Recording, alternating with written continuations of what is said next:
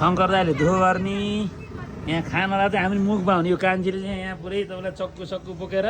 ट्याक्क पारेको छ माइत आएर खुसी यहाँ बुवा चाहिँ लालुपाते फुल्नेर आएर बस्न उहाँ शङ्कर दाइ र सन्तोष दाइ र हाम्रो के अरे बुवा चाहिँ त्यहाँ हुनुहुन्छ देवीको अगाडि देवी भगवान्लाई हे भगवान् हामी चाहिँ खुसी हुन परोस् भनेर यहाँ बस्नु छ है दुईजना यहाँ देवी भगवान्ले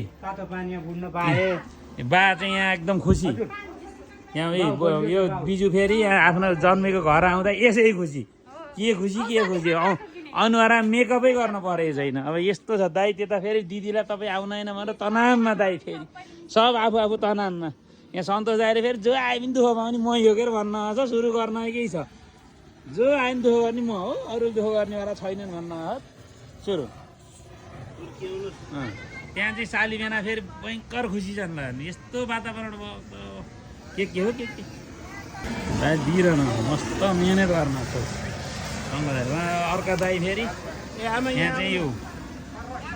ल हेर्नुहोस् अब यसरी हेर्नुपर्छ हामी एउटै कम्पनीमा ठकिएको भन्न उहाँ अर्को त्यो त भन्दिनँ मैले किन ठगिएको भन्ने हो र ठगिएको अरे हेर्नु त दिदी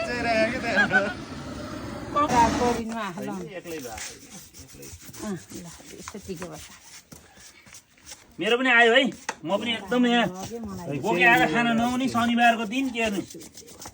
आउने प्रतियोगिता सुरु छ कसले कति दक्षिणा पाउँछ भने अर्को टेन्सन फेरि यहाँ खिर खाँदै बाले यति पैसा दिनुपर्छ नि पैसा बोकेर हिँड्न बा फेरि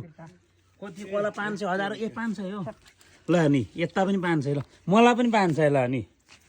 जता ततै पैसा ल नि पैसा सब